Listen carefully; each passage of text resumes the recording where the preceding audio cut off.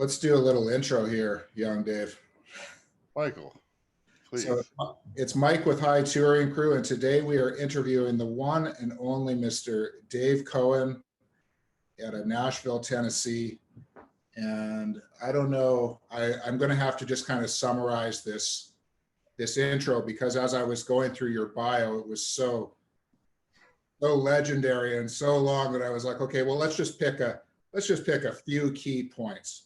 So I'm going to go with two-time Academy of Country Music Keyboard Player of the Year, two-time Music Row Keyboard Player of the Year.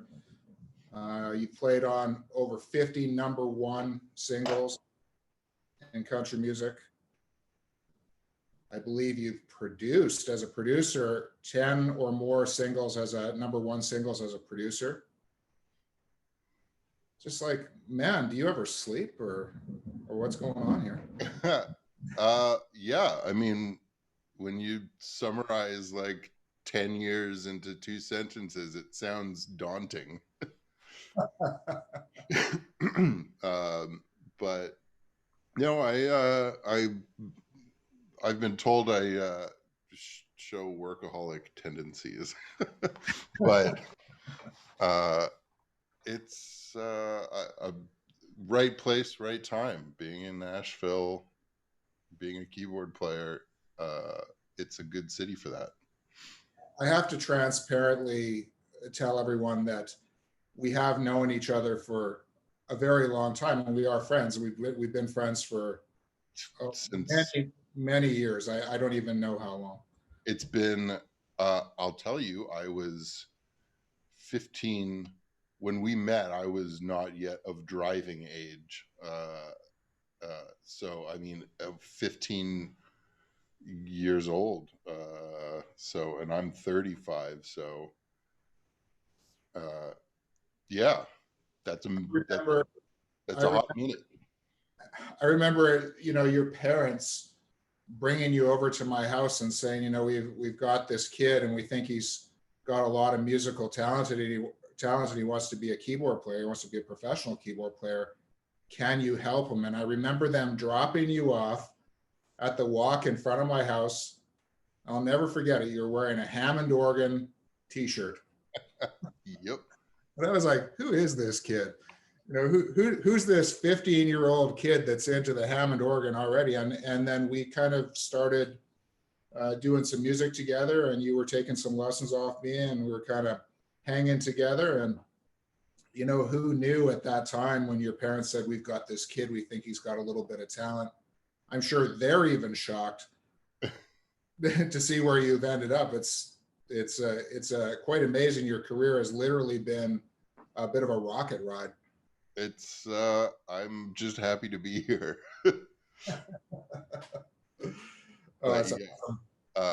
No, I mean, that was, like, I want to do it, whatever it was. And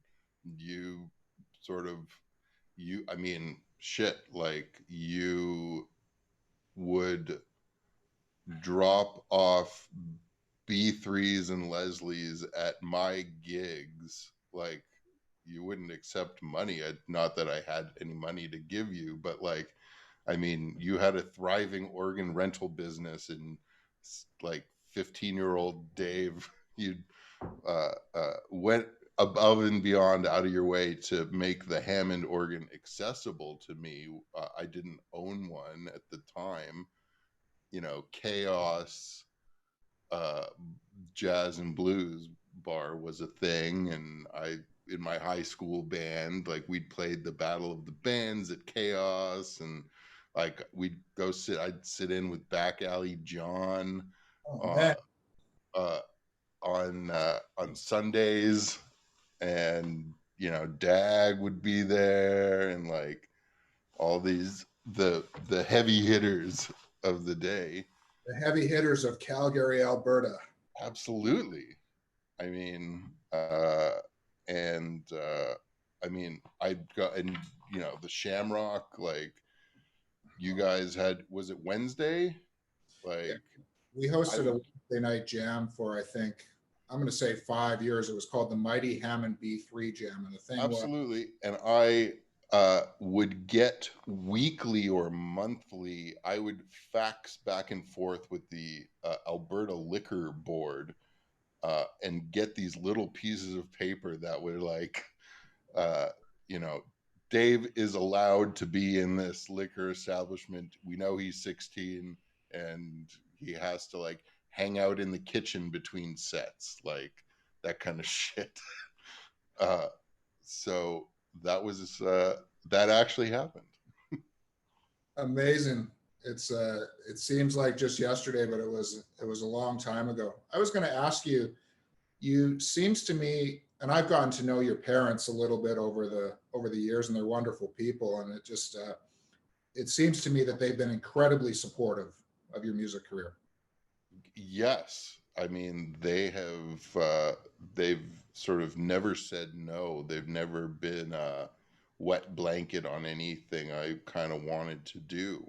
Um, and even when I in retrospect, clearly didn't have a plan, uh, they were, they were supportive of the ride and made it possible, especially in the early years, for sure. In your early years, what was your first exposure to the piano or the organ or keyboards, or how did that come about? How did it come about that you ended up playing the piano? Um, there was this time I was 4 or 5 years old, and I was at my grandparents' friend's house, and his name was Mo, and Mo taught me "Twinkle Twinkle Little Star" or something like that on the piano, and by the end of the little lesson, by the time we left their house, I could play "Twinkle Twinkle Little Star," and that apparently was a signal that you know uh, that I should pursue it. Um, and they then forced it upon me for many, many, many years after that. And Uh, who was your first piano teacher, Dave? Brenda Williamson, uh, in she was in Haysboro. I think she moved to Toronto since, but she made it all accessible to me and was my for the first probably almost 10 years. Uh, uh, and I didn't do Royal Conservatory, and she just sort of, I just learned piano. That Uh, was the next thing I was going to ask you was, were you trained classically? Because you have very good facility, a very good technique, and I'd always thought that you must have been trained classically. And can uh, you explain that a little bit of what her process was with I you? mean, it was definitely, we followed I, it was a little bit of the sort of Alfred's piano library thing from sort of start to finish, and loosely the Royal Conservatory, sort of some of the pieces along the way. I never did the examinations, and I never sort of got any of the grades um, that way. But um, as soon as it was kind of, I feel, and I think she would have said, there was a point where she realized that I was playing by ear sort of more than by sight. Yeah, Um, and that she sort of nurtured that side of things. And as I got more curious about different sounds and that kind of thing, and different scales and sort of that kind of thing, she tried to sort of nurture that as much as possible. So she didn't discourage you like I know a lot of, when I grew up, I was trained classically, and it was always like playing by ear was not encouraged. Improvising was not encouraged. It sounds like she actually kind of brought that out of you a little bit. She absolutely did. She was encouraging, like, to an extent. I mean, she tried to, get my sight reading up as much as possible. And to this day, am a very poor sight reader. Um, and, maybe the day will, like, I still, have nightmares. Maybe the day will come where someone puts a wacky chart in front of me and I have to play it and I can't, and then realize my clothes are off, and uh but no, I always thought of, people who learned piano, um and were sort of stuck in deep classical regimented theory, as though you were learning a new language. And if you were an English as a second language student, you couldn't speak English, but you could recite Shakespeare perfectly, and you could, or and you pronounced every word perfectly, and you were making beautiful art on stage, but you literally had no idea what you were saying, and you didn't understand, and you weren't passionate about what you were saying. To me, that was a lot of classical piano upbringing, which was sort of, at the time, there wasn't really another option. It was just kind of like, you want piano lessons, play your scales, like. Mhm. And Do you feel that something is kind of flawed or broken about the way that we teach piano in the world? Because I've always thought that, guitar players immediately learn two or three chords and they learn how to strum, which is exciting because then you can play a bunch of songs that you can relate to that are popular songs of the day, rock songs, whatever. But the way that I was taught classically, and not just me, but I think that the way a lot of people have been taught is that you learn how to read music, you learn right. about scales. They never tell you how you can use them in any kind of application. It's just blindly learn all of this stuff.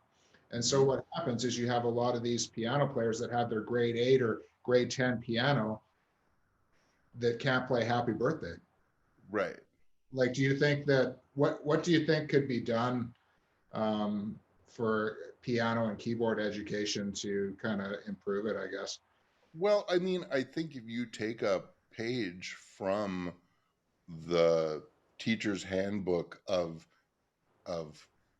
guy, pardon me, of somebody teaching guitar lessons to, and they want to learn Green Day, like, you don't have, you can, okay, it's three chords. Here are the three chords.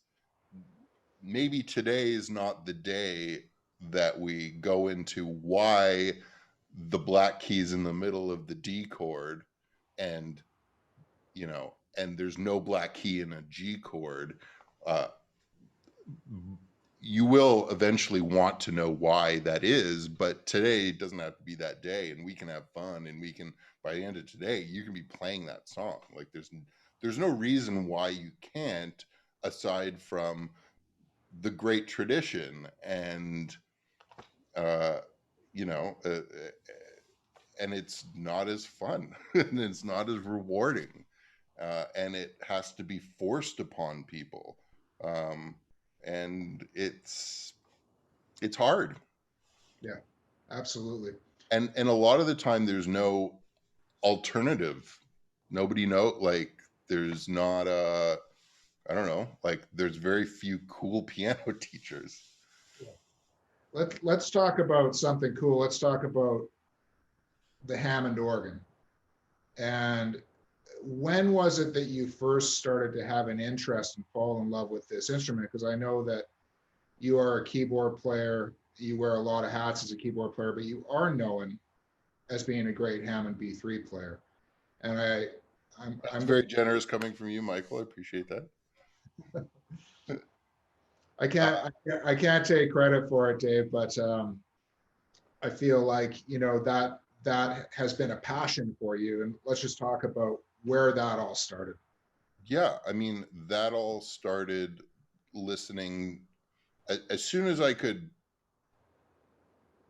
put as soon as I could recognize that that organ sound in "Love the One You're With" or the you know uh, uh, uh, um, Steve Winwood, "Give Me Some Lovin'." You know, I didn't know what that was, but that was like, for me, I was playing in a band, in my high school band, and we were playing Allman Brothers, and we were playing Fish, and we were playing, Taj Mahal, and we were playing blue. Like we were sort of, there was a little bit of Blues Brothers in it, and we were called the PT Junction Blues Authority. Uh, and we were a great band for the time, uh, and we won the Henry Wisewood Battle of the Bands in our uh, 10th grade, which was we beat some older bands, which was awesome. But it was like, how do you, at the time when I met those guys, I only like had a Casio keyboard that I'd only played the piano. I'd never played the organ. And there was my friend Mark had a keyboard that made organ sounds. And all of a sudden, like Casio Rock Organ 1, I was like, oh, okay, this is cool. And I plugged it into an amp, and all of a sudden, I could play a chord and keep up with the band, and I could sort of contribute to the wall and the foundation of the music, which didn't always call for a piano per se. And that was like there was a lightning moment, and the thought of being a part of a band and what the role of the organ was so appealing to me. And then you hear it in all different places, and you hear it in on the right around that time, like, it was the Wallflowers, and that that Wallflowers record was incredible for the Hammond player. And so you'd hear it, and it would start being a thing. And then you meet this guy named Mike, who's like the local like rock star guy, and he knows everybody, and he encourages you. And so then you get to go to Chaos and sit behind an organ. And I remember the first time I sat behind, there was an RT3, uh, and it like smelled exactly like you want an organ to smell, because it just lived in a smoky bar its whole life, happy as a clam. In retrospect, I don't know exactly what shape that organ was in, but uh, uh, you know, whatever. And the first time I played it, I was really excited. I I was like, I was too scared to move any drawbars. I didn't touch anything. I just sat behind it, turned it on, and played it. And in my head, the top manual made Rock Organ 3 sound, and the bottom manual made Rock Organ 1 sound. And I was like, oh, that's so cool. The top one does this, and the bottom one does that. And then the journey began, learning that there's more to it than that. Dave, do you remember your first B3? Well, technically, yeah. My first B3, I I had bought it, and then, or at least I convinced my dad to buy it, and it sat in our garage unplayed for a couple of years because I had no, like, it was like, I need this organ. And I had, it was like kind of before I could, maybe I had a driver's license, but like, I mean, so you had so you had the white van and the dolly, and like you had an operation. And I was like, cool, I'm just going to do that. And I didn't think further ahead than like, wait, I don't have a van. I can't buy a van. Like, okay, well, I'll get this organ. I need it. I don't know when I'm going to use it. So it sat for a minute, but um, I bought a um, an organ that's sitting right there. I still have it, from Bill Brown. Uh, when I started playing with Johnny Reed, maybe it was like the second tour. I was like, I need an organ, and I Bill sourced an A100 and chopped it and added all the bells and whistles and EQ and external outs and all sorts of verb and stuff, and chopped, and it came in a rolling case and rolled it onto a bus, and that was that. That's perfect. And I've played that organ, and it's an absolutely beautiful instrument. I want to talk about, you know, we talked about your time in Calgary and kind of your upbringing there and how you got started. Everybody needs a couple of lucky breaks or a couple of big breaks in their career. I mean, it happens for some, it doesn't happen for others, but I think we can all look back at our careers and whittle it down to two or three big breaks that were defining moments in Mm-hmm. our careers that got us to where we got to. So I'm curious for you, can you share with us sort of what was your Yeah, first big break in the music industry? the the first big break was um, on uh, MySpace at the time. And I was a music student at Humber College and had um, basically, it was like my little part-time job. Basically, I was spending so much time on MySpace emailing or sending messages to artists going, hey, if you need a keyboard player, call me.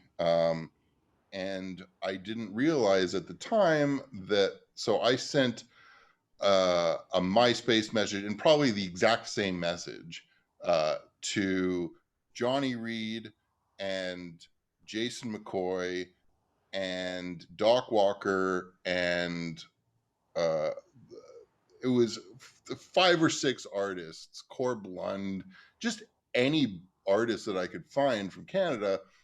Turns out they were all RGK artists, and Tracy Wilder just got all of the messages. It just came to her inbox. So she passed the message to Johnny, uh, who I've heard his version of the story is that, he was browsing MySpace and saw this guy with a Leslie t-shirt on, which I did have in my profile picture, but I emailed him. He, but uh, long story short, I mean, like, I sent a message on MySpace, and Johnny Reed's manager or management company received it, and Johnny was going to be in Toronto in 2 weeks, at playing I remember it. It was a corporate gig for the insurance industry at the Royal York Hotel. Um, and Great. Yeah. and that was it. And I played the gig with no rehearsal, and they were happy with what I did, and that was that. and the rest is history. I guess what I wanted to ask, or what you got me thinking about when you were telling that story, is, I mean, the music industry doesn't come knocking on your door, does it? It doesn't. People don't come knocking on your door going, "Hey, Dave, I want to give you a great touring gig. I want to hire you for a session." Like, I mean, how much of how much a part do you think the hustle plays in all of it? You know? The hustle is sort of everything, because at the end of the day, I mean, that was an example of me hustling on my couch, to the best of my ability as a music student. But simultaneously, the other big break story that actually kind of happened around the same time but completely separately was, um, that Al Webster, who's a drummer in Toronto, um, famous drummer there, uh, I mean, played with, like, I mean, Long John Baldry, and uh, played for years with, Colin James, and played with Jeff Healey, and played with, like, I mean, he's just Amanda Marshall. And so, I met him. So while my, friends at music school were all like having jazz parties and stuff in the dorm, like, I lived downtown, and I go to the Orbit Room every chance I got, and I was out all the time meeting players and sort of just being an annoying young guy. Um, and the Orbit Room, there were two rooms in Toronto, two clubs that had B3s in house.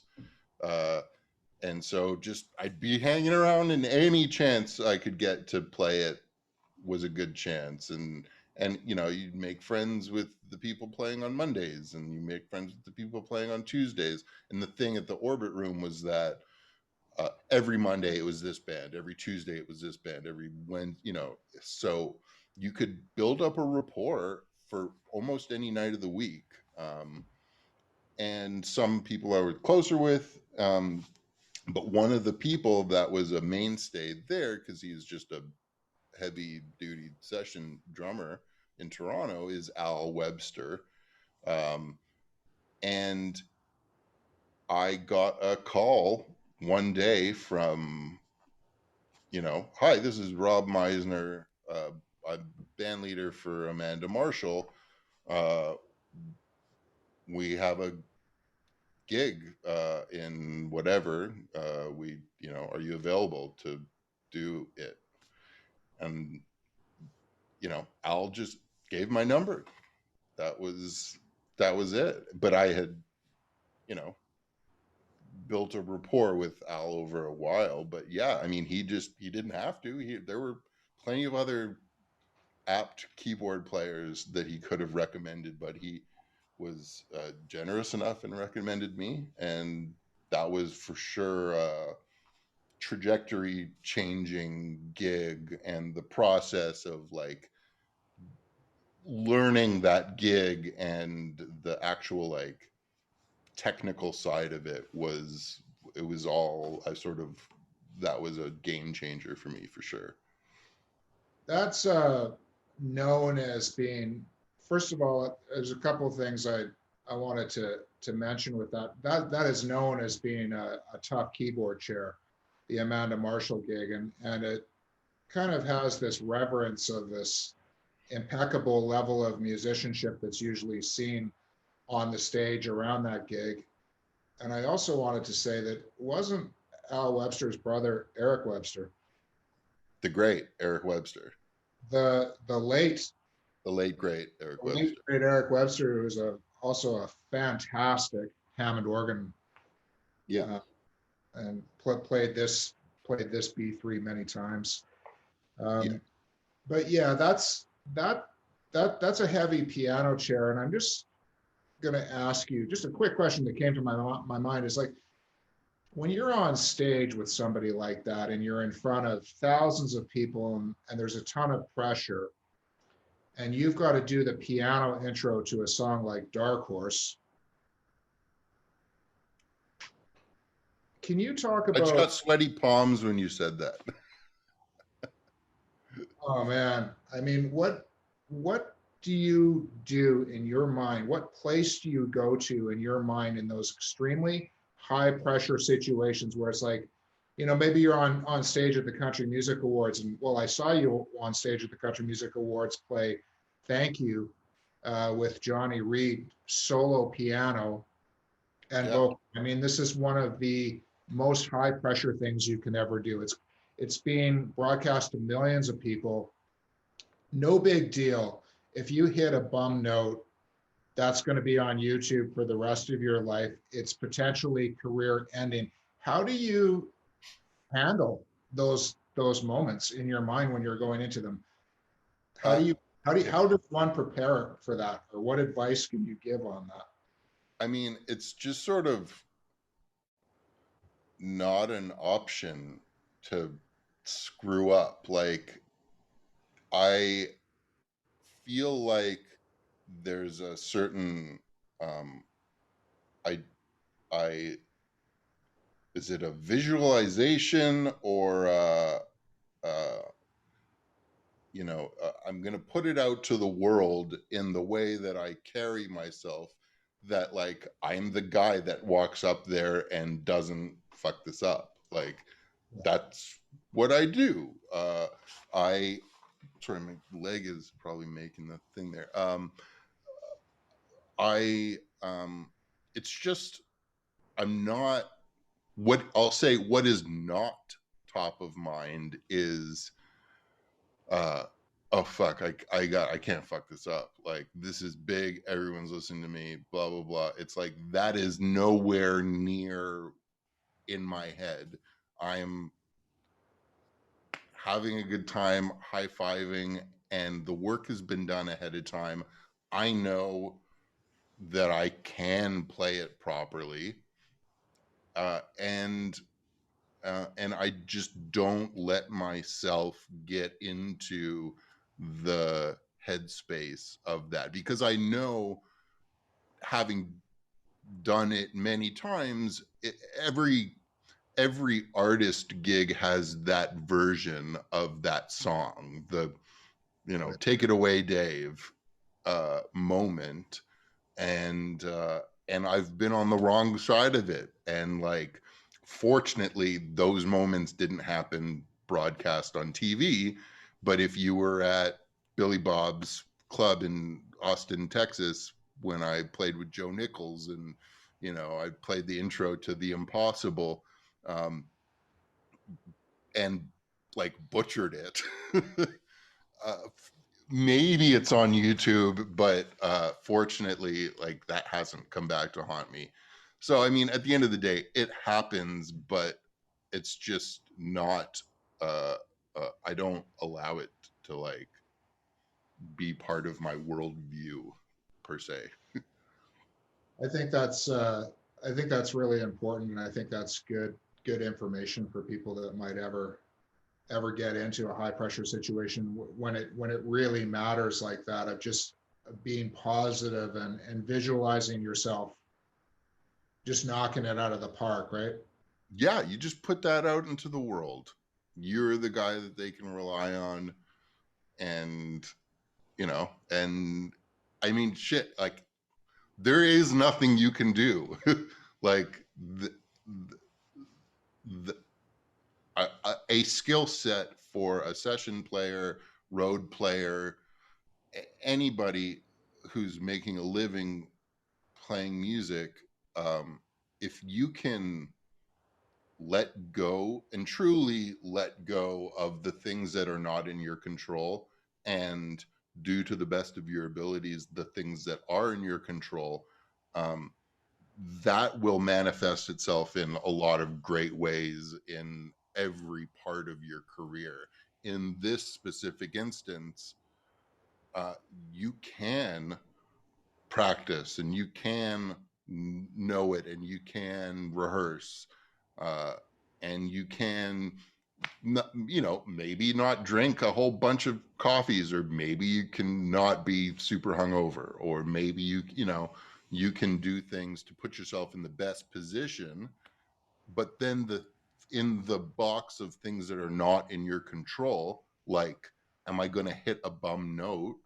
Like, I don't know, maybe you are, but like, you'll deal with that when you get there. And there's ways to play those off too. There's there's two things that you said there that I'd like to expand on a little bit. And the things that are in your control, one of them that you mentioned is that you can prepare. You can prepare for these gigs. And what is your philosophy on being prepared when you get a call from a major artist and you have to learn their 90-minute set? What is your philosophy on being ready for something like that? This is straight from the Mike Little school, as I was instructed, is to, uh, you're not prepared for the gig until you're sick of the songs. Like, and if you learn, you can learn the board tape, but also then go and learn another live version and learn the studio version. And know those, and so you could be really inside of the song, and you're not, the key is to not be, you're trying to be part of the band. You're not trying to recite the keyboard parts warmly and accurately. Sometimes that's your job, but um the the thing is to really uh, work on it to the point where you know you're sick of listening to it. So what I'm hearing is that it's better to be just way over prepared, and that's kind of what you do. You almost That work on. is the default thing. There is not an option. There's not a reality in my world where I would have ever or would ever show up to a rehearsal and not really know. Like, I learned those lessons really cheap, really early. Uh, like I had a traumatic experience, and my dad makes fun of me because I don't know if you remember Kelly Kavanaugh was a singer, is a singer in Calgary, and she was I was 16 and we were playing at the Shamrock, and I was the keyboard player on the gig, and the song was I Can't Make You Love Me. Uh, and I don't know, like, I was given the list of songs for the gig, and I was like, this is cool. That's a blues. That's a blues. That's cool. Oh, this piano song. Like, all right, cool. I played it with the piano. I remember kind of learning it, but like, that's a song. Like, that's a piano song. Like, you have to do your homework to perform that song. I did not do my homework, and I was a mess. It was awful. I butchered it. It was like the song stopped. I didn't know the chords. Like, I could, and uh I I never made that mistake again. And it sounds to me like your dad's never let you live it down. No, for sure. I mean, that is still brought up to this day. That is a thing that, and it's probably for the best. Dave, you just something you said there sparked something for me too.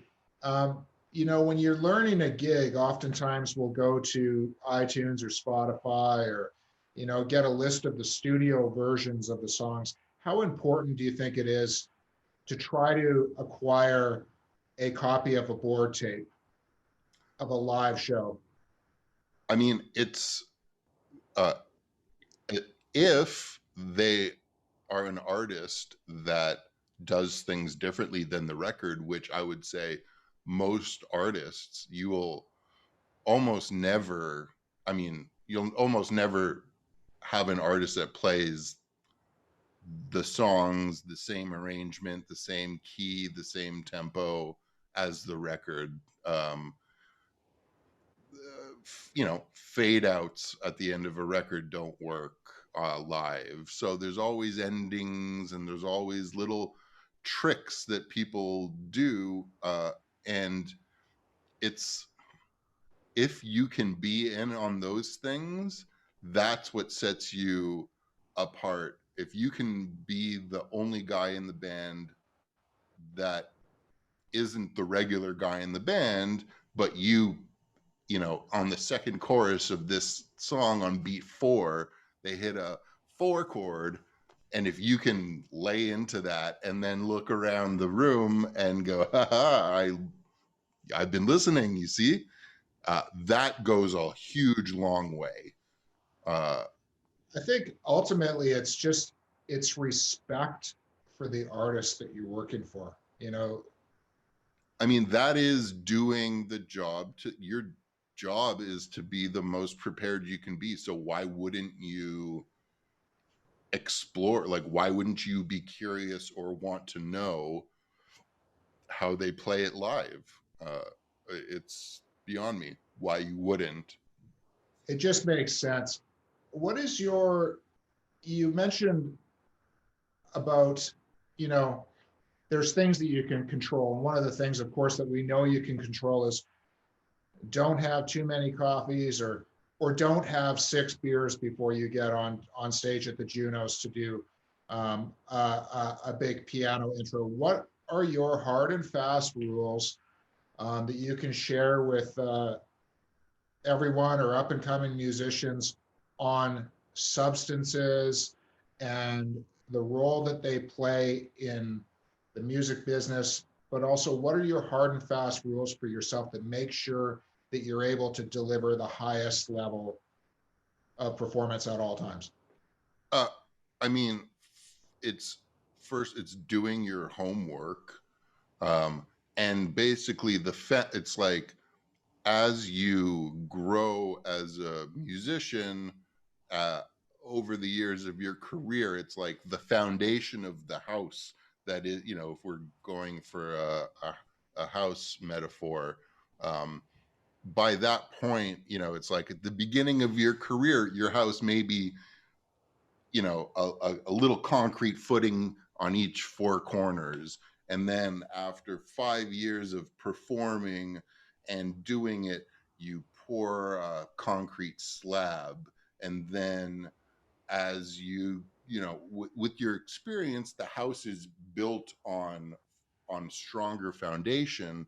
And so the amount of work per gig gets less and less over the years. If I had to prepare for every musical scenario today with the same intensity that I did Johnny Reed or Amanda Marshall or any of those things, like my life would stop. Like, I wouldn't have time. If I had to if I with Amanda, like, I had to learn MIDI and I had to learn how to layer sounds and make pads and do strings and like stuff that I'd never ever done before. And then once you do that, then that's yours. That's your skill set and your tool belt. But um, so when I got the gig with Joe Nichols, there was a lot of country music vocabulary um, that I had never had a reason to dig into. And so I think basically what I'm saying is that uh, it gets easier as you grow. And, um, but having said that, at the beginning, it's really important to overdo it, I think, because you're only setting yourself up for greatness later. Like, it's never wasted time. And the time, yeah, I mean, like, the time you put into preparing for a gig is sort of sacred time, that you're really building yourself up.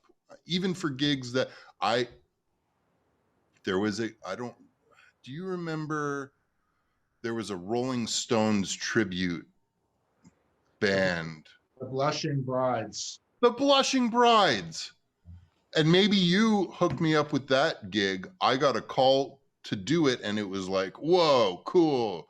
It was 3 week cross Canada, all this, whatever. Um, and like, I learned every single uh, Rolling Stones song. Like, and I was 19 or 20, and it's like, yeah, I knew the Rolling Stones, but like, I was hired for this gig and blah blah blah, and by God, I'm going to learn it. And I had like, I mean, it was like 80 songs that they could pull from. And I didn't end uh, they like bailed on me before I uh, even did the gig. Here's what's amazing about that experience though, and I mean, you're talking about you're digging into the library of four of the greatest session keyboard players, five actually of the greatest. You got Ian Stewart, you got Ian McLagan, you got Nicky Hopkins, you've got Billy Preston, you've got Chuck Leavell. I mean, anytime that you're learning Rolling Stone stuff is time well spent. And I'm sure that even from that experience, even though it got blown out at the last minute, probably even today, you're probably dropping things into songs that come from the vocabulary of some of those great session musicians. 100% absolutely, that's exactly it. And so it's like, there was some meme recently about like, well, if I charge you, if it seems like I'm charging you a lot, per hour, for what I do, it was something, I'm screwing it up, but you're basically saying like, you're actually paying for the cumulative time that it took me to do it this fast, Right. basically. That's why you charge what you charge for a track to play on, is because you can do it quickly, efficiently, right, with great parts, great tone, great time. And that is what comes from the culminated, well, for you, I guess now 20 years of uh, almost, or 20 years, or maybe almost 20 years of being a professional musician. I just wanted to circle back to one question I had for you. Do you have a rule as far as sort of alcohol or substances go with music? And is there a line or what could you share with sort of young people about how important it is to maybe keep that in check to I be able to think, have a great career? yeah, I mean, definitely, like, at the end of the day, anything that is going to impede your performance is not recommended. um, if, for example, you are very comfy in a gig, and a couple of beers before the show puts a little stage presence and a little pep in your step, I mean, yeah, great. Uh, Always check in with your surroundings, uh, and look around. And if your peers and the rest of the guys in the band aren't enjoying the same type of rituals that you are, like, maybe cut it back. So some situational awareness is a good thing. I think that's the answer. Like, at the end of the day, if you treat any gig like I mean, you're, this is a service industry, and uh, your job is to play and hang. And if the gig calls to have a couple beers, great. And after the gig, if it's a party kind of gig, like, yes, by all means. But it's not hard to fall into bad habits, and if you make the assumption that you are like, if you, when I mean, we all go through like phases of like, I'm probably drinking a little more than I should on this gig. If you're in that position, you know, you're probably, you know, it's probably not good. And you should probably check yourself a little bit. But Wise words. I think those are wise words. And I think it just comes down to making the music the most well, important thing in the equation, right? In the foundation, as you say.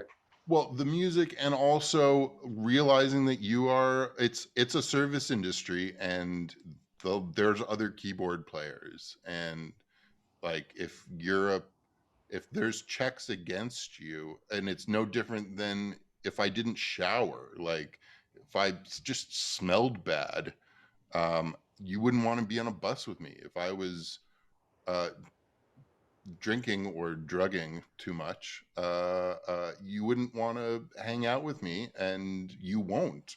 Uh, One there's thing, one thing I've noticed about you, Dave, is that people always say what a great guy you are. You know, if you see somebody post something on Instagram about you, they'll be like, many people saying, "Love Dave, great guy, great hang." And like, as far as being a great hang, how important is that? Has that been for you in your success? uh, I mean, it is. Uh, I often say equally as important as the playing. There is often this inverse relation to um, money and success and like skill level of musicianship in a very top level kind of way, where like country, the simpler the music, the more accessible it is.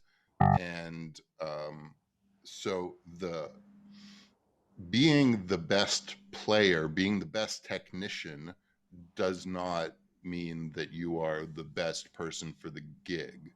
And there is a very healthy balance between musicianship and hang factor that has to be met in order to make a good road musician sideman, because as we all know, you play 90 minutes a day, and the other 23 hours are spent hanging out um, with these people. And so you can't, they say you can't flunk the hang. Uh, and and really, I mean, that's like the at some point the playing is a yes or no question. Um, you don't need to be a rocket surgeon to play B3 pads on a country tour, like, or to play a piano ballad. It's You don't have to be a virtuoso, um, and quite the contrary. If you are a virtuoso, if you show people your virtuosity on stage, often it's not appropriate, and that will work against you in other ways. So all in all, it's about balance. But yes, it's like any business. Um, the I mean, people will friends hire their friends, and uh, there's no reason why you can't be friends with everybody. That's perfect. I love that. That's good advice for sure. You can't fail the hang. You Can't can't flunk flunk, the hang. can't flunk the hang. I love that. I question for you regarding, I guess you could call this, I've heard it termed lily pad jumping, of of knowing exactly when to jump. Now, from my observation, you seem to be a master of knowing exactly when to move from one lily pad to the next. I mean, you've had touring gigs that some musicians would keep and hold for the rest of their lives, and you've decided that no, I'm gonna try my hand at being a session player. Then you do what you always do. You become a session player and you become the best session player and you become one of the most recorded session players. And then you decide, um, actually, I want to challenge myself and get into the producer's chair. And you do that for a while until you feel like you got your head wrapped around that. You're confident wearing that set of clothes. And then more recently, you sign a publishing deal as a writer. How do you do that? What can you tell people about knowing when the right time to jump is? Uh, well, uh, I mean, long story short, the answer is that there is no session fairy that will tap you on the shoulder and say it's your turn, like now is the time to do it. That will, you know uh it will never be obvious. So that doesn't exist. For me, my I think of it like a shift up light on a car. Like you're in top of second gear, and it's like, okay, it's time to shift to third gear.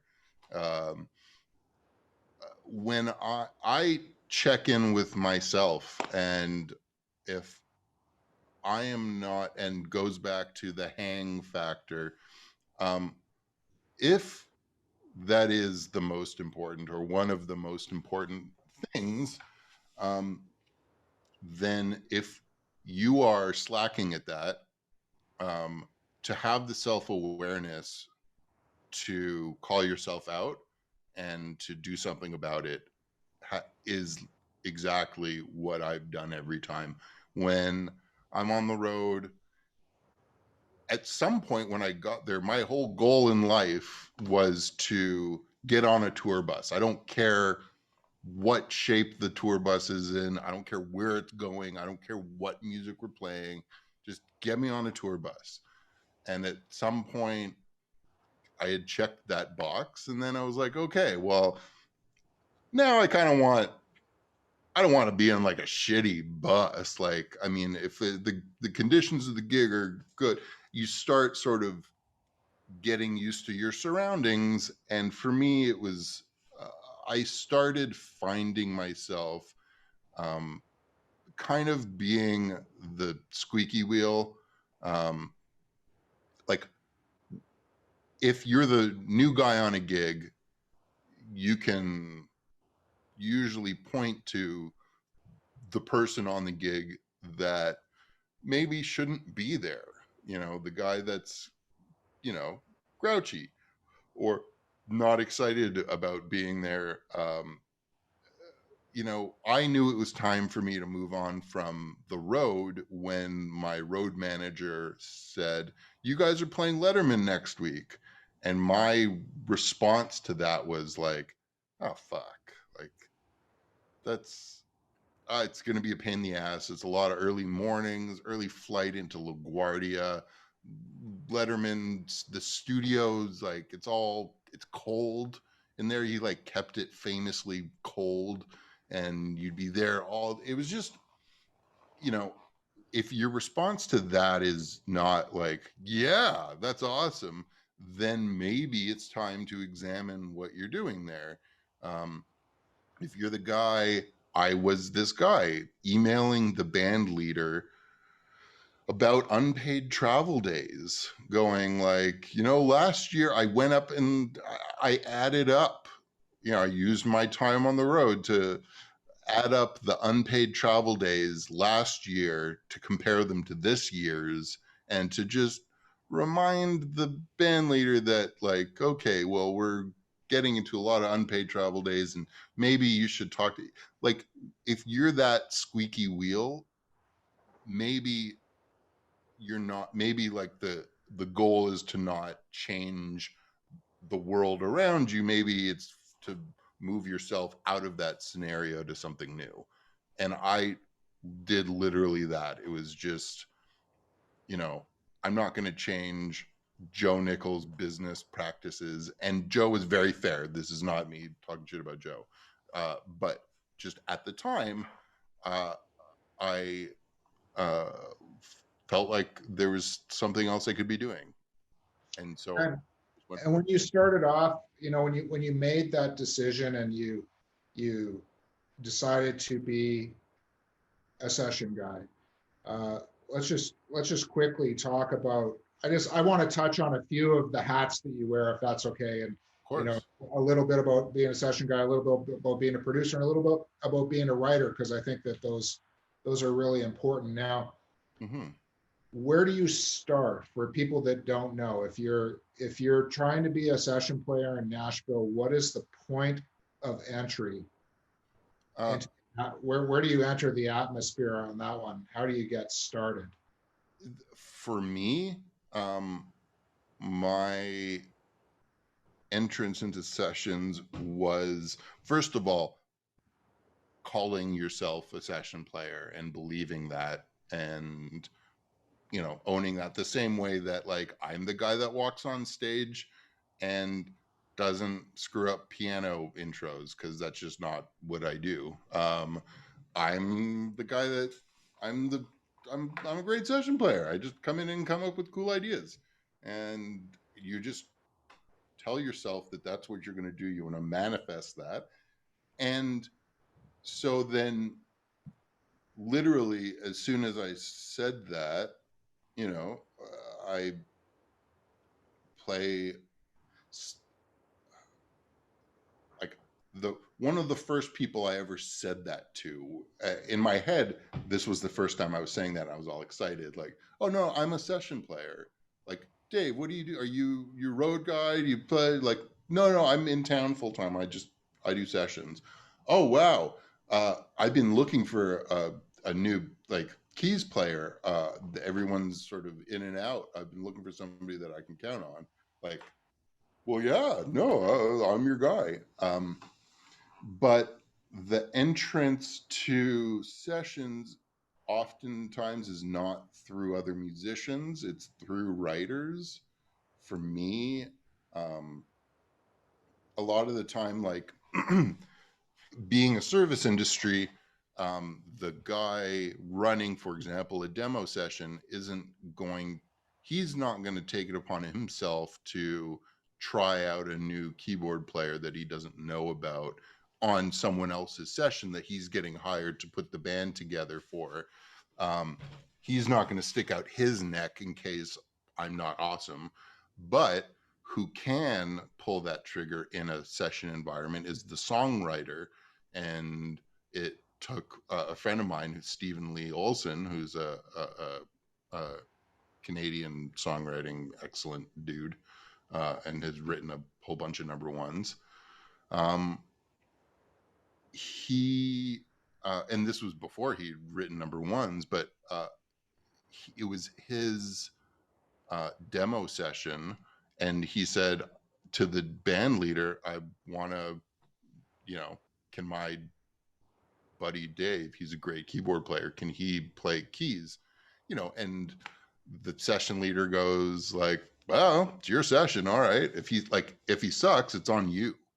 um, and so someone had to stick their neck out for me, like Al Webster sort of stuck his neck out for me, um, knowing that he's doing this for me, and I can repay him by doing a good job, and not making him look like an idiot. And same in this scenario, where my first real session was this guy going, use my guy Dave. And so then at that moment, I was 10th on the list of calls, but, like, all of a sudden I became, like, on the list. I was, people knew that I was there. They didn't know anything about me, but, like, he's an apt, okay keyboard player. I don't really know much more about him. And then 2 months later, 3 months later, perhaps I got another call because all 10 or 12 of, that guy's, the band leaders, keyboard players couldn't do it. And I was the only one that could do it very last minute. And so then you do that and you do a good job and you show up when you're excited to be there. And um, you just sort of keep doing that, basically. That's so cool. I love how you constantly come back to the manifesting and the visualizing things, of just really believing with your whole heart that you are this, that you are a session player, you are a producer, you are the greatest touring guy, and just putting yourself in that headspace and just how powerful that self-talk can be. For sure. Also, while being like, I mean, in retrospect, it's sort of, there's there's a humility that has to be there. I don't want to like give the wrong impression Yeah. that, you know, at some point you have to be a sponge and you have to learn from someone. But like on the gig, when push comes to shove, you are there to deliver on whatever that is. Let's talk about just moving down the path a little bit here. You've been a session guy, you've played on a million things, thousands of records, probably. You have to play these progressions like 6/4-1/5s or 64/15s, over and over again. How, especially in new country music, I mean, I don't want to make a blanket statement about all country music, that would be unfair, but we do know that there are certain patterns or things that are the same in a lot of new country music. How do you keep from the tape loop repeating itself, so to speak?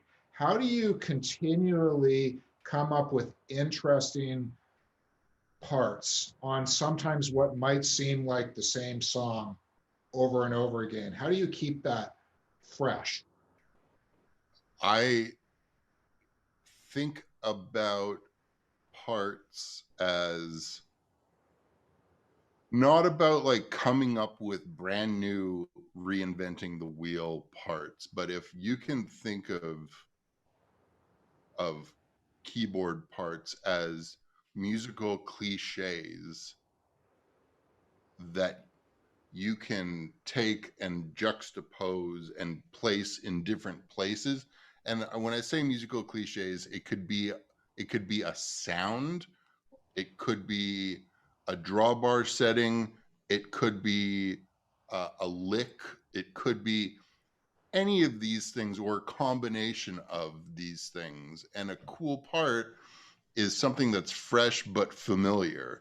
So if, for example, um, you're playing on a country song and it's kind of beachy, it's not a reggae song, but if you have played or studied reggae music, then there's some percussive bubbling techniques on the organ, certain drawbar settings that if you play that style of music, but if you play a country lick, let's say, and you juxtapose those things, uh, something cool may happen. And if that's not the thing, then maybe you try a different type of lick, and maybe and if that's not the sound, then you try a different sound. But with that, it's permutations of musical cliches uh, that I is the way I think about it. And oftentimes those musical cliches involve two or three notes, it seems. Absolutely. Yeah, yes. I mean that the musical cliche could be one note playing on the downbeat of on every bar, or it could be a beat two, because beat one is played out. So everyone else is playing beat one. So what if I play beat two? So, Uh, it seems like parts are everything in the studio. I mean, what really makes, from my observation, my experience, a great studio musician is the ability to come up with parts and to deliver them with great tone. Right. And going back to like, and I feel like with my career, the same way that like the skills that I learned from day one are building this foundation of a solid house of music. Um, Once I got to session player land, I had already played every gig, every type of music on TV, in studio, like just I had performed live music enough that um, the mechanics of playing were no longer um, top of mind. I didn't think about scales. I didn't think about chords. I could just, if I heard it, I could play it. And there was a smooth rendering from sort of brain idea to fingers. And that is you only come to that from having done it a million times and played in every key and learned every Rolling Stones song and learned every, you know, Earth, Wind, and Fire song. And like all the while, you know, you're playing wedding gigs and bar gigs and you learn, you know, it's for me, and like the biggest thing for me, practicing, like, like I hate practicing scales. And like I did most of a Humber music degree and like skated by because I just can't sit and play scales. And when you're tested on scale, it's just, but I spent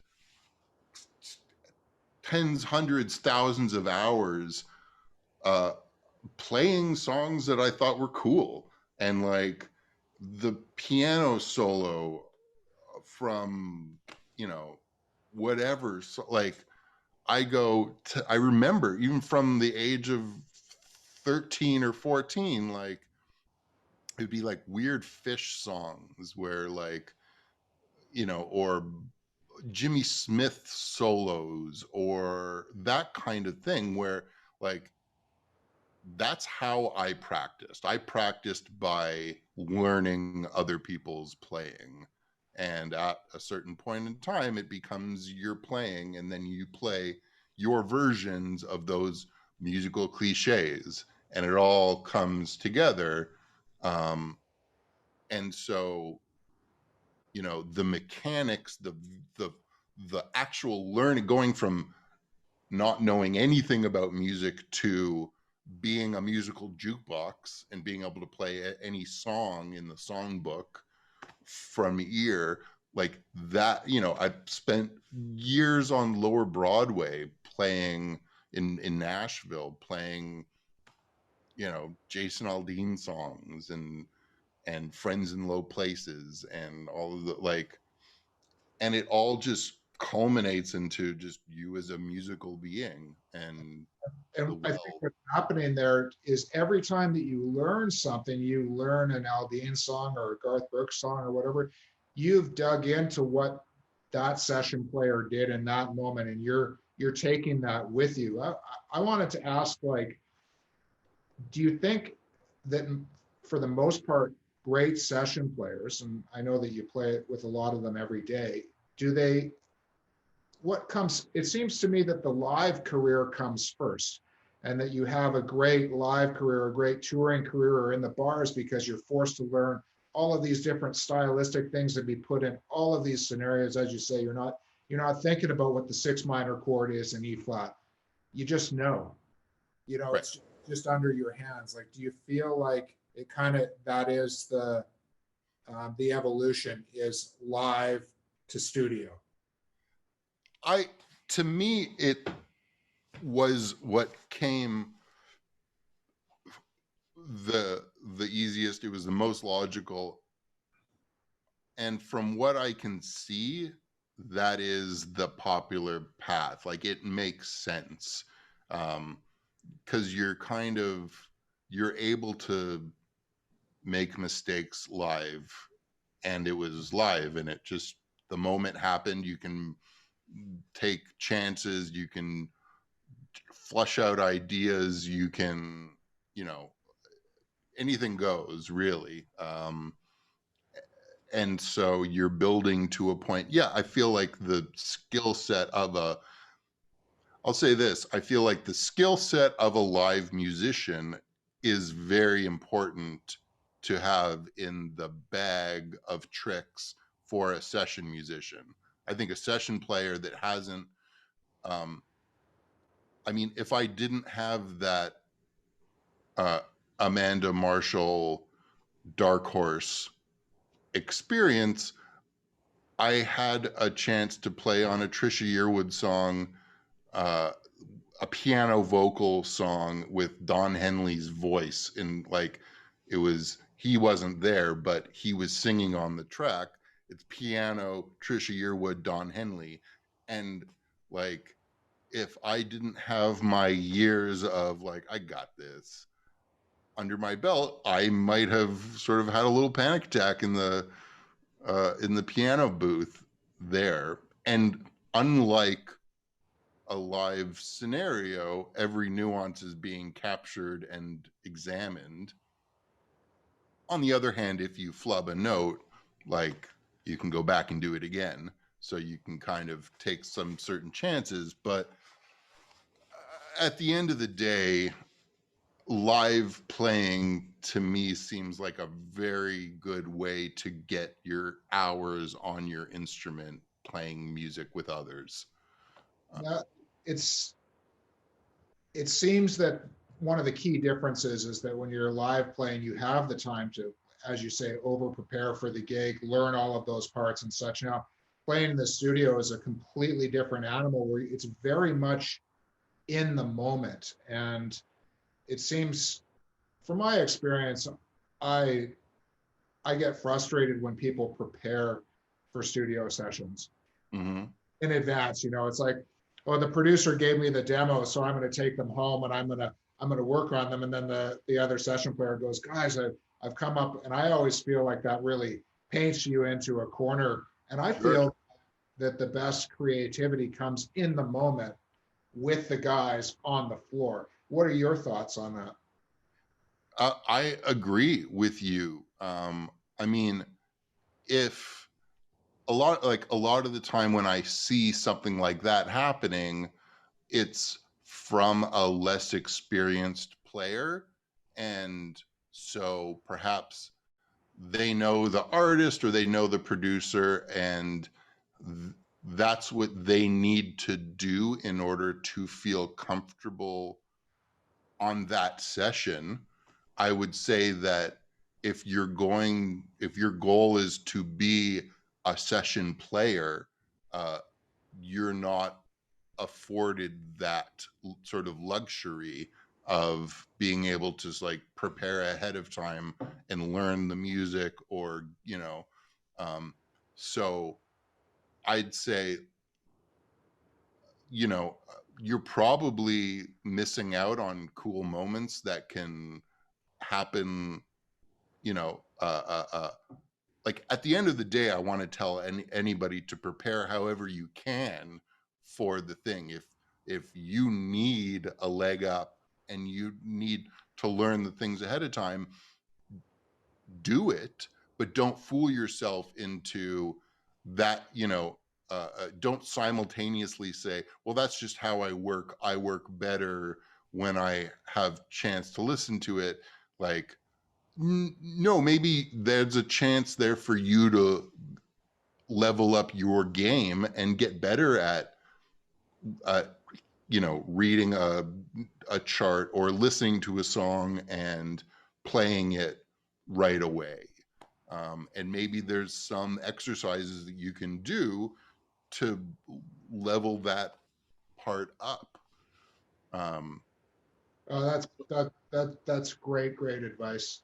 I want to move on to your career as a We could talk for days about all of these things, but I just want to quickly move on to your career as a producer now. Do you feel it's kind of the same thing as that live experience bleeds into the studio experience, the being the session experience bleeds into the producer chair? Because I mean, you actually, it makes sense that you would produce records because you've been on the floor for the recording of hundreds of hit songs. You've been a band leader. You can build the whole car basically. You can literally assemble it yourself. You're good in the studio. You understand arrangement, all of that sort of thing. You were well prepared to become a producer, really, and it just seems like a logical step, I guess, and that everything is kind of just moving in all the right directions. Live touring guy to studio guy to producer, like it just makes sense. And would you like to speak to that at all? Or Yeah, I mean, I wouldn't be uh, in the position I was had I not had the sort of cumulative experiences that sort of brought me to that point. And furthermore, when I was having a similar sort of crisis of what am I going to do? Am I being my best self? Am I being the best session player? Is my time best spent playing sessions? Um, uh, I I met Mike Little, I met Al Webster, and so on this part of the journey, I met Joey Moy, who's a super producer in his own right. Like Google him; it's sort of his expansive, I know all about Joey Moy, and I'm yeah, I'm sure kind of, in the industry does. yeah. And so Joey was a guy that I was like friends with first and playing on his records as a session player, and started, over a bag of weed or something like that, was going, I need to figure out what's next. Like, I know I need to do something next, like production. I see music and songs in the music industry as a song. There's a linear path of a song from inception of making up the chord changes to writing the song. You demo the song gets pitched and it gets to, an artist cuts it. It's Then the producer does his thing after you record it, and then it gets shipped to radio, and then radio plays it, and then you play it live over here on this thing. And so I've been kind of moving closer to the source of music as my career goes along.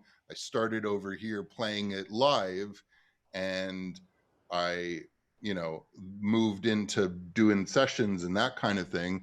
Um, and I didn't really understand kind of what happened after. It's like between the time of you recording it and the time it's on the radio.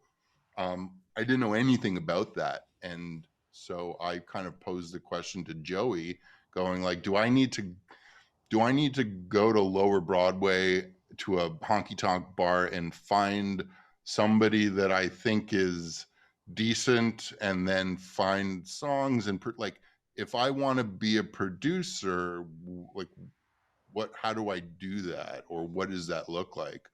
And he was basically, he was really generous with his knowledge and his time and his access and his resources, and uh, he basically took me under his wing and kind of showed me his process. Started just with comping drums and comping bass and comping guitars, and like how to he comes from an engineering, he comes to production from engineering, and sort of learned from Mutt Lang in ways, and just comes from a very sort of methodical uh, uh, school of production. And And so I sort of went to producer school for a couple of years and worked with him. So my production, uh, you know, sort of experience a lot, if not all of the big ticket stuff is co-production with Joey. And that was in a like it was a Joey Moy production, sort of co-produced by Dave, and I left with my Joey Moy degree in production, and some credits and that kind of thing. But it wasn't until uh, now that songwriting becomes the implementation of everything. Songwriting is the implementation of the Joey school of production, and session playing and live, knowing what a song feels like on stage and knowing what a good song knowing how a good song resonates with a crowd. You take all of those experiences and you try and make little 3-minute vignettes of time. You're probably often put in a position where you're in the studio with a bunch of your peers that are all like, Shane McNally or guys like that, that are actual great producers too. Mm-hmm. So one of my questions was, how do you manage that when you're in the studio with a room, basically, because a lot of these session players are all great producers in their own right. How do you manage that energy of several producers in one small room and still keep your control and kind of keep the ball going where you want it to go? Well, I mean, it's knowing your role for the day. So one day I may be the producer. I have projects that I'm producing. I have artists that I'm working with. I've got this and that. But if Shane McNally calls me for a Old Dominion record, or Joey Moy calls me for a Jake Owen or FGL or Morgan Wallen record, they don't they don't necessarily want producer Dave. They don't need producer Dave. They need keyboard player, session player Dave, which is a different skill set. Now, I mean, you have skills as a producer, and you learn. You've got instincts, and there's other things that can go and color your session playing. But at the end of the day, the gig, if you're there to be a session player, they don't. Part of that gig is knowing what your job is and isn't, and it's probably not the time for you to suggest lyrics in the second verse, or or maybe what I'm hearing is loud and clear here is know your role and know your role, every situation that you're in. Yeah. And be intentional with what tools you pull out of your tool belt, because you as the foundation of your musical house builds, and you have your different rooms and wings of your house, if you're working in country music wing, but you have this particularly awesome skill set of jazz piano, it's not the time to exercise those skills. You're not pulling, you're working on a Bob Ross painting and you pull out a can of spray paint. It's probably just not the right move for that room or for that painting, let's say. So knowing, just checking in with your surroundings and bringing only the paintbrushes that will help you, so to speak. That is great advice. So you've recently signed a publishing deal as a songwriter, which is it's just another Yeah. uh, another road. It's just another part of this ongoing journey, and that's pretty exciting. And how are you enjoying being a songwriter? I'm loving it. It feels like the culmination of sort of all of the little skill sets and hats I've worn over the years.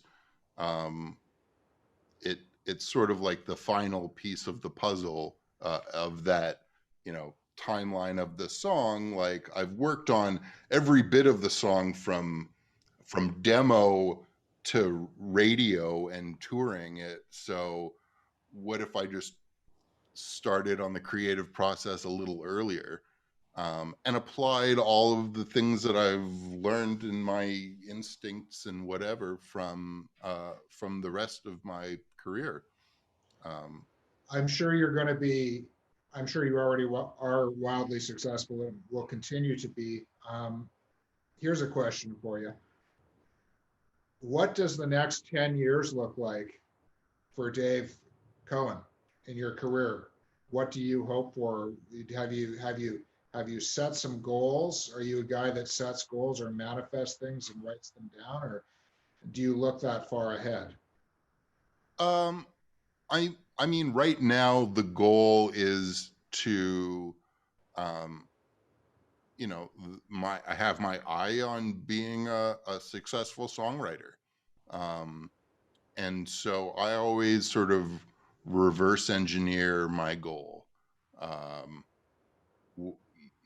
at some point it was to be on the road, uh, and then it was to be in Nashville on the road. It's like, okay, well, here's Nashville and here's me in Toronto. Like, how do you reverse engineer that? Well, I need to be in Nashville. Okay, I need to figure out immigration stuff. I need to figure out this and that. I need to figure out um, all of the pieces of the puzzle. Uh, you then take it apart and then rebuild it as you go. I guess if we're being really convoluted here. That's great. Just a couple more questions for you, Dave. You have a wife, I believe, and a I do. couple of golden retrievers. I do. Good boys. What advice can you give to musicians or people that want to be in this industry and want to be really successful and active like you about balance? How do you find balance personally and balancing your professional life with your personal life? Because you're a guy that's very, very active, very busy. Any advice on that? Uh, I would be a little foolish to be giving too much work-life balance advice, because I've struggled with that in a way. Part of the, you know, part of the, yeah, that's what I do mindset is like, of course I can't come to your wedding. I even if I don't have a gig that day, I will have a gig that day. So there's no chance of me showing up to that wedding, but I'll send you a nice gift. It's always sort of been a struggle to find the boundaries, and a lot of the time in our end of the industry, uh, it doesn't allow for a lot of that. So it's, I think, in I think what you can do, again, with the things that are in your control and not in your control, like you can't control the schedule of the artist you play for. And if that person is playing 160 days on the road, you're going to be gone and you're going to have a very hard time having a work-life balance. Um, but what you can do is that when you're home, you can be intentional with your time. Um, you can take care of yourself on the road. You can have, you can create a lifestyle that is healthy for you in whatever version, wherever you're doing it. And I think a lot of that has to do with intentionality. Um, and again, like I have a very, very understanding wife, and I work a lot of hours. Um, but I am learning as time goes on that nothing bad's going to happen if you go home at 5 p.m. and like don't work till 9. Uh, You can always wake up tomorrow and get started again. for You're, sure.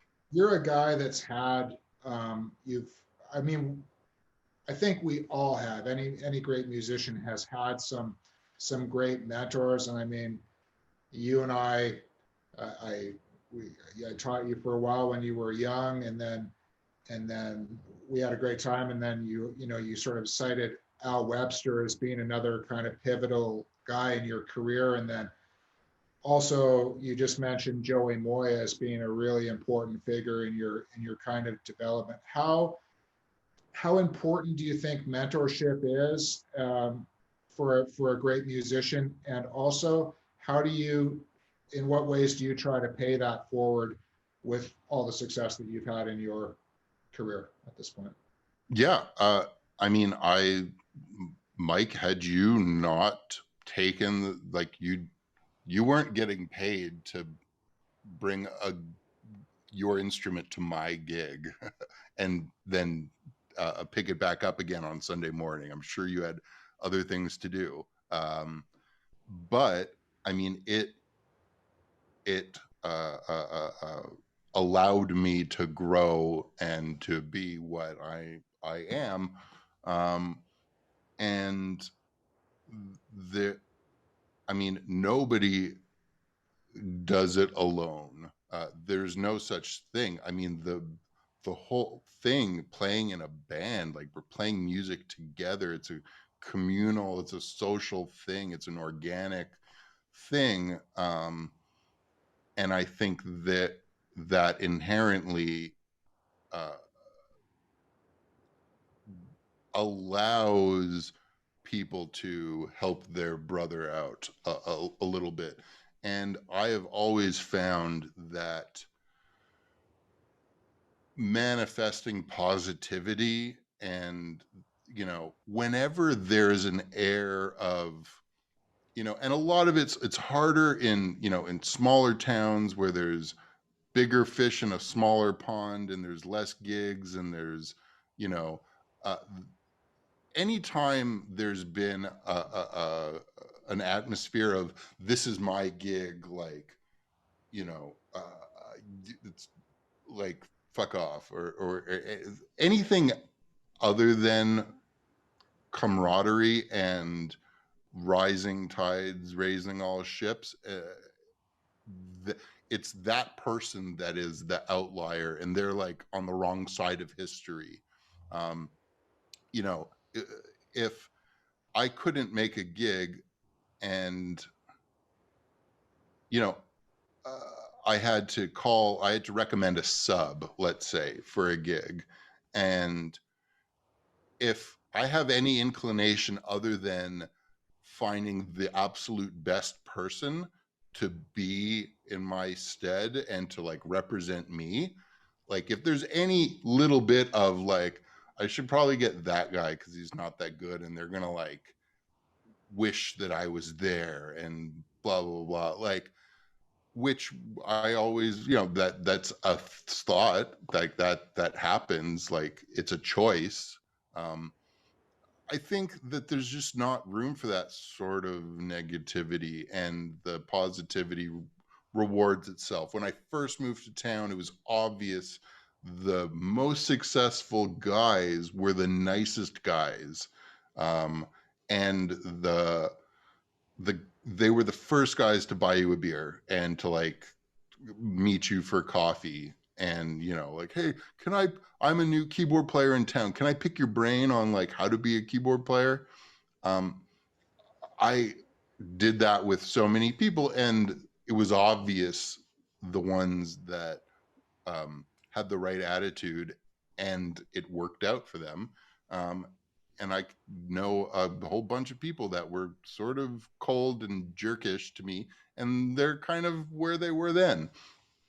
Um, and so I try to be pay that forward as much as possible. So I mean, I'm always available for a FaceTime or a chat or a coffee or a whatever, like, or if you need a keyboard, like I've got a Nord in my car, it's all yours. Like the having that sort of mentality just breeds a positive aura around you, I guess, and it just breeds good things. I think that's really important, Dave. And I think that's a big part of why you've had the success that you've had is because you're just that type of guy. And I think it's, you know, this stuff is great advice and probably really inspiring for a lot of up and coming musicians. They don't even need to be keyboard players that are watching Totally. this podcast, you know, to be able to hear this. And I would like to thank you for giving us so much of your time today and so willingly. And Oh man, pleasure. this is Mike Little with High Touring Crew, and this has been our interview with Dave Cohen. Thank you so much, Dave. Thanks, guys. Thanks, Mike.